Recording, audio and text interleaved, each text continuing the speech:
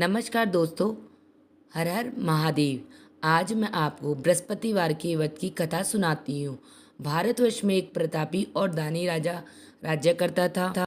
वह नित्य गरीबों और ब्राह्मणों की सहायता करता था। यह बात उसकी रानी को अच्छी नहीं लगती थी। वह न ही गरीबों को दान देती थी, न ही भगवान का पूजन करती थी और राजा को भी दान देने से मना किया करती थी। एक दिन राजा शिकार खेलने वन को गए हुए थे, तो रानी महल में अकेली थी। उसी समय बृहस्पति देव साधु वेश में राजा के महल में भिक्षा के लिए गए और भिक्षा मांगी। रानी ने भिक्षा देने से इनकार किया और कहा, हे साधु महाराज, मैं तो दान पुण्य से तंग आ गई हूँ। मेरा पति सारा धन लुटाते रहते हैं। मेरी इच्छा है कि हमारा धन नष्ट हो जाए, फिर न रहेगा बांस, न बजेगी बांसुरी। साधु ने कहा, देवी तुम तो बड़ी विचित्र हो। धन संतान तो सभी चाहते हैं, पुत्र और लक्ष्मी तो पापी के घर में भी होने चाहिए। यदि तुम्हारे पास अधिक धन है तो तुम भूखों को भोजन दो, प्यासों के लिए प्याऊ बनवाओ, मुसाफिरों के लिए धर्मशालाएं खुलवाओ। जो निर्धन अपनी कंवारी कन्याओं का विवाह नहीं करा सकते, उनका विवाह करा दो। ऐसे और कई काम हैं जिनके करने से तुम्हारा यश लोक परलोक में फैलेगा। परंतु रानी पर उपदेश का कोई प्रभाव न पड़ा। वह बोली, महाराज आप मुझे कुछ न समझाइए। मैं ऐसा धन नहीं चाहती जो हर जगह बांटती फिरूं। साधु ने उत्तर दिया, यदि तुम्हारी ऐसी इच्छा है तो तुम ऐसा करना कि बृहस्पतिवार के दिन घर को लीपकर पीली मिट्टी से अपना सिर धोकर स्नान करना, भट्टी चढ़ाकर कपड़े धोना। ऐसा करने से आपका सारा धन नष्ट हो जाएगा। इतना कर कर वह साधु महाराज वहाँ से आलोप हो गए। साधु के अनुसार कई बातों को पूरा करते हुए रानी को केवल 3 ही बृहस्पतिवार ही बीते कि उसकी समस्त धन संपत्ति नष्ट हो गई। भोजन के लिए भी राजा का परिवार तरसने लगा। तब एक दिन राजा ने रानी से बोला, हे रानी, तुम यहीं रहो, मैं दूसरे देश को जाता हूँ, क्योंकि यहाँ पर सभी लोग मुझे जानते हैं, इसलिए मैं कोई छोटा कार्य नहीं कर सकता। ऐसा कर कर कहकर राजा परदेश चला गया। वहाँ पर जंगल से लकड़ी काट कर लाता और शहर में जाकर बेचता। इस तरह वह अपना जीवन व्यतीत करने लगा। इधर राजा के परदेश जाते ही रानी और दासी दुखी रहने लगे। एक बार जब रानी और दासी को 7 दिन तक बिना भोजन के रहना पड़ा, तो रानी ने अपनी दासी से कहा, हे दासी, पास ही नगर में मेरी बहन रहती है, वह बड़ी धनवान है, तू उसके पास जा और कुछ ले आ, ताकि थोड़े दिन बहुत गुजर जाए। दासी रानी की बहन के पास गई। उस दिन गुरुवार था और रानी की बहन उस समय बृहस्पतिवार व्रत की कथा सुन रही थी। दासी ने रानी की बहन को जो अपनी रानी का संदेश दिया, लेकिन रानी की बड़ी बहन ने कोई उत्तर नहीं दिया। तब दासी को रानी की बहन से कोई उत्तर नहीं मिला, तो वह बहुत दुखी हुई और उसे क्रोध भी आया। दासी ने वापस आकर रानी को सारी बात बता दी। सुनकर रानी ने अपने भाग्य को कोसा। उधर रानी की बहन ने सोचा कि मेरी बहन की दासी आई थी, परंतु मैं उससे नहीं बोली, इससे वह बहुत दुखी हुई होगी। कथा सुनकर और पूजन समाप्त करके वह अपनी बहन के घर आई। कहने लगी, हे बहन, मैं बृहस्पतिवार का व्रत कर रही थी। तुम्हारी दासी मेरे घर में आई थी, परंतु जब तक कथा होती तब तक न तो वह उठ सकती थी, न मैं बोल सकती, इसीलिए मैं नहीं बोली। कहो दासी क्यों गई थी? रानी बोली, बहन, तुमसे क्या छिपाऊं, हमारे घर में खाने तक को अनाज नहीं था। ऐसा कहते कहते रानी की आंखें भर आई। उसने दासी समेत पिछले 7 दिनों से भूखे रहने तक की बात अपनी बहन को विस्तार पूर्वक सुना दी। रानी की बहन बोली, देखो बहन, भगवान बृहस्पति देव सबकी मनोकामना को पूर्ण करते हैं। देखो, शायद तुम्हारे घर में अनाज रखा हो। पहले तो रानी को विश्वास नहीं हुआ, पर बहन के आग्रह करने पर उसने अपनी दासी को अंदर भेजा, तो उसे सचमुच अनाज से भरा एक घड़ा मिल गया। यह देखकर दासी को बड़ी हैरानी हुई। दासी रानी से कहने लगी, हे रानी, जब हमको भोजन नहीं मिलता तो हम व्रत ही तो करते हैं, इसलिए क्यों न इनसे व्रत और कथा की विधि पूछ ली जाए, ताकि हम भी व्रत कर सके। तब रानी ने अपनी बहन से बृहस्पतिवार व्रत के बारे में पूछा। उसकी बहन ने बताया, बृहस्पतिवार के व्रत में चने की दाल और मुनक्का से विष्णु भगवान को केले की जड़ में पूजन करें तथा दीपक जलाएं, व्रत कथा सुने और पीला भोजन ही करें। इससे बृहस्पति देव प्रसन्न होते हैं। और व्रत और पूजन विधि बताकर रानी की बहन अपने घर को लौट आई। 7 दिन के बाद जब गुरुवार आया तो रानी और दासी ने व्रत रखा। गुड़साल में जाकर चना और गुड़ लेकर आई। फिर उससे केले की जड़ तथा विष्णु भगवान का पूजन किया। पीला भोजन कहाँ से आए, इस बात को लेकर दोनों बहुत दुखी थे, क्योंकि उन्होंने व्रत तो रखा था, इसलिए बृहस्पति देव उनसे प्रसन्न थे। इसीलिए वे एक साधारण व्यक्ति का रूप ले धारण कर 2 थालों में सुंदर पीला भोजन दासी को दे गए। भोजन पाकर दासी प्रसन्न हुई और रानी के साथ मिलकर भोजन ग्रहण किया। उसके बाद वे सभी गुरुवार को व्रत और पूजन करने लगी। बृहस्पतिवार भगवान की कृपा से उनके पास फिर से धन संपत्ति आ गई, परंतु रानी फिर से पहले की तरह आलस्य करने लगी। तब दासी बोली, देखो रानी, तुम पहले भी इस प्रकार आलस्य करती थी, तुम्हें धन रखने में कष्ट होता था, इस कारण सभी धन नष्ट हो गया। और अब जब भगवान बृहस्पति देव की कृपा से धन मिला है तो तुम्हें फिर से आलस्य होता है। रानी को समझाते हुए दासी कहती है, बड़ी मुसीबतों के बाद हमने यह धन पाया है, इसीलिए हमें दान पुण्य करना चाहिए, भूखे मनुष्यों को भोजन कराना चाहिए और धन को शुभ कार्यों में खर्च करना चाहिए, जिससे तुम्हारे कुल का यश बढ़ेगा, स्वर्ग की प्राप्ति होगी और पितृ प्रसन्न होंगे। दासी की बात मानकर रानी ने अपना धन शुभ कार्यों में खर्च करने लगी, जिससे पूरे नगर में उसका यश फैलने लगा। बृहस्पतिवार व्रत की कथा के बाद श्रद्धा के साथ आरती की जानी चाहिए। इसके बाद प्रसाद बांटकर उसे ग्रहण करना चाहिए। एक दिन राजा दुखी होकर जंगल में एक पेड़ के नीचे आसन जमाकर बैठ गया। वह अपनी दशा को याद करके व्याकुल होने लगा। बृहस्पतिवार का दिन था। एकाएक उसने देखा निर्जन वन में एक साधु प्रकट हुए। वह साधु वेश में स्वयं बृहस्पति देवता थे। लकड़हार के सामने आकर बोले, हे लकड़हारे, इस सुनसान जंगल में तू चिंतामग्न क्यों बैठा है? लकड़हार ने दोनों हाथ जोड़कर प्रणाम किया। उत्तर दिया, महात्मा जी, आप सबको जानते हो, मैं क्या कहूँ? यह कहकर रोने लगा और साधु को अपनी आत्मकथा सुनाई। महात्मा जी ने कहा, तुम्हारी स्त्री ने बृहस्पतिवार के दिन बृहस्पति भगवान का निरादर किया है, जिसके कारण रुष्ट होकर उन्होंने तुम्हारी यह दशा कर दी।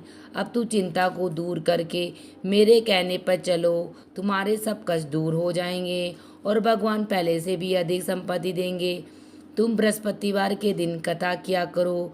2 पैसे की चने मुनक्का लाकर उसका प्रसाद बनाओ। शुद्ध जल से लोटे में शक्कर मिलाकर अमृत तैयार करो। कथा के पश्चात अपने सारे परिवार और सुनने वाले प्रेमियों में अमृत व प्रसाद बांटकर आप भी ग्रहण करो। ऐसा करने से भगवान तुम्हारी सभी मनोकामनाएं पूरी करेंगे। साधु के ऐसे वचन सुनकर लकड़हारा बोला, हे प्रभु, मुझे लकड़ी बेचकर इतना पैसा कहाँ मिलता है जिससे भोजन के उपरांत कुछ बचा सकूं? मैंने रात्रि में अपनी स्त्री को भी व्याकुल देखा, पर मेरे पास कुछ भी नहीं है जिससे मैं उसकी खबर मंगा सकूं। साधु ने कहा, हे लकड़हारे, तुम किसी बात की चिंता मत करो। बृहस्पतिवार के दिन तुम रोजाना की तरह लकड़ियाँ लेकर शहर को जाना। तुमको रोज से दुगुना धन प्राप्त होगा, जिससे तुम भली भांति भोजन कर लोगे तथा बृहस्पति देव की पूजा का सामान भी आ जाएगा। इतना कहकर साधु अंतर्ध्यान हो गए। धीरे धीरे समय व्यतीत होने पर फिर वही बृहस्पतिवार का दिन आया।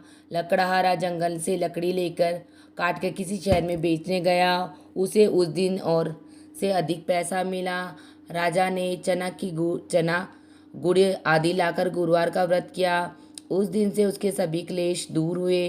परंतु जब दोबारा गुरुवार का दिन आया तो बृहस्पतिवार का व्रत करना भूल गया। इस कारण बृहस्पति देव भगवान नाराज हो गए। उस दिन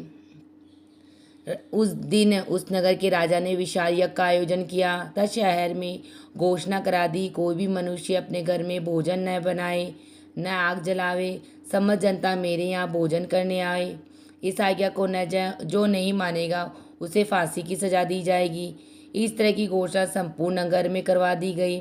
राजा की आज्ञा अनुसार शहर के सभी लोग भोजन करने, लेकिन लकड़हारा कुछ देर से पहुंचा, इसलिए राजा उसको अपने साथ घर लिवा ले गए और ले जाकर भोजन करा रहे थे तो रानी की दृष्टि उस खूंटी पर पड़ी जिस पर उसका हार लटका हुआ था। वह वहां पर दिखाई नहीं दिया। रानी ने निश्चय किया कि मेरा हार इसी मनुष्य ने चुरा लिया है। उसी समय सिपाहियों को बुलाकर उसको कारागार में डाल दिया। जब लकड़हारा कारागार में पड़ गया और बहु दुखी होकर विचार करने लगा कि न जाने कौन से पूर्व जन्म के कर्म से मुझे यह दुख प्राप्त हुआ है, और उसी साधु को याद करने लगा जो कि जंगल में मिला था। उसी समय तत्काल बृहस्पति देव साधु के रूप में प्रकट हुए और उसकी दशा को देखकर कहने लगे, हे मूर्ख, तूने बृहस्पति देव की कथा नहीं करी, इस कारण तुझे दुख प्राप्त हुआ। अब चिंता मत कर, बृहस्पतिवार के दिन कारागार के दरवाजे पर तुझे 4 पैसे पड़े मिलेंगे। उनसे तू बृहस्पति देव की पूजा करना, तेरे सभी कष्ट दूर हो जाएंगे। बृहस्पति देव के दिन उसे 4 पैसे मिले। लकड़ा ने कथा कही। उसी रात्रि को बृहस्पति देव ने उस नगर के राजा को स्वप्न में कहा, हे राजा, तुमने जिस आदमी को कारागार में बंद कर रखा कर दिया वह निर्दोष है। वह राजा उसे छोड़ देना। रानी का हार उसी खुट्टी पर लटका है। अगर तू ऐसा नहीं करेगा तो मैं तेरे राज्य को नष्ट कर दूंगा। इस तरह रात्रि के स्वप्न को देखकर राजा प्रातःकाल उठा और खुट्टी पे हार देकर लकड़हारे को बुलाकर क्षमा मांगी तथा लकड़हारे के योग्य सुंदर वस्त्र आभूषण देकर विदा किया। बृहस्पति की आज्ञा अनुसार लकड़हारा अपने नगर को चल दिया। राजा जब अपने नगर के निकट पहुंचा तो उसे बड़ा आश्चर्य हुआ। नगर में पहले से भी अधिक बाग, तालाब, कुएं तथा बहुत सी धर्मशालाएं, मंदिर आदि बन गए। राजा ने पूछा, यह किसका बाग और धर्मशाला है? तब नगर के सब लोग कहने लगे, यह सब रानी और बांदी के हैं। तो राजा को आश्चर्य हुआ और गुस्सा भी आया। जब रानी ने यह खबर सुनी कि राजा आ रहे हैं तो उन्होंने बांदी से कहा, हे दासी, देख, राजा हमको कितनी बुरी हालत में छोड़ गए थे। हमारी ऐसी हालत देखकर कहीं वह लौट न जाए, इसलिए तू दरवाजे पे खड़ी हो जा।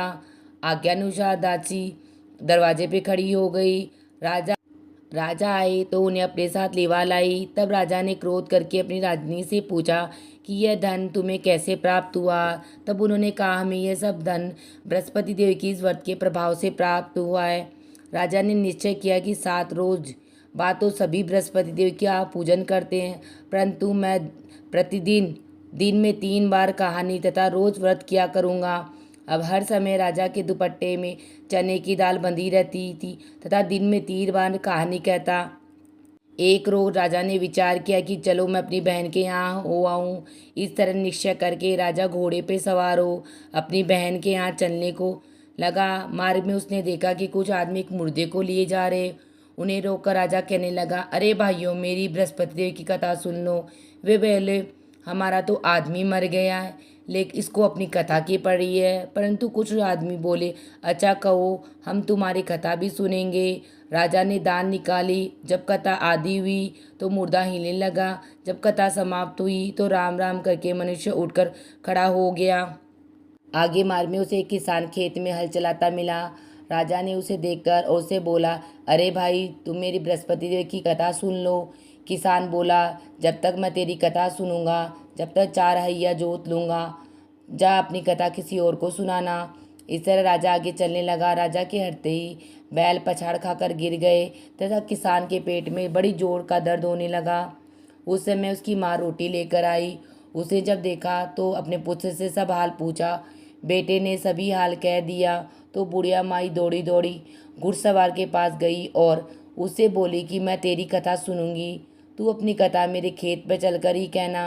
राजा ने बुढ़िया के खेत पे जाकर कथा कही, जिसके सुनते ही वह बैल खड़े हो गए था। किसान के पेट का दर्द बंद हो गया। राजा अपनी बहन के घर पहुंचा। बहन ने भाई की खूब मेहमानी की। दूसरे रोज राजा प्रातःकाल राजा जगा तो वह देखने लगा कि सब लोग भोजन कर रहे हैं। राजा ने अपनी बहन से कहा, ऐसा कोई मनुष्य है जिसने भोजन नहीं किया? मेरी बृहस्पतिवार की कथा सुन ले। बहन बोली, हे भाई, यह देश ही ऐसा है कि यहाँ पहले लोग भोजन करते हैं, बाद में अन्य कोई काम करते हैं। अगर कोई पड़ोस में हो तो मैं देखा हूँ यह कहकर देखने चली गई, परंतु उसे कोई ऐसा व्यक्ति नहीं मिला जिसने भोजन न किया हो। तथा वे एक कुम्हार के घर गई जिसका लड़का बीमार था। उसे मालूम हुआ कि उनके यहाँ से 3 रोज से किसी ने भी भोजन नहीं किया। रानी ने अपनी भाई की कथा सुनने के लिए कुम्हार से कहा। वह तैयार हो गया। राजा ने जाकर बृहस्पतिवार की कथा कही, जिसको सुनकर उसका लड़का ठीक हो गया। अब तो राजा की प्रशंसा होने लगी। एक रोज राजा ने अपनी बहन से कहा, हे बहन, अब अपने घर को जाऊंगा, तुम भी तैयार हो जाओ। राजा की बहन ने अपनी सास से कहा। सास ने कहा, हाँ चली जा, परंतु अपने लड़कों को मत ले जाना, क्योंकि तेरे भाई के कोई औलाद नहीं है।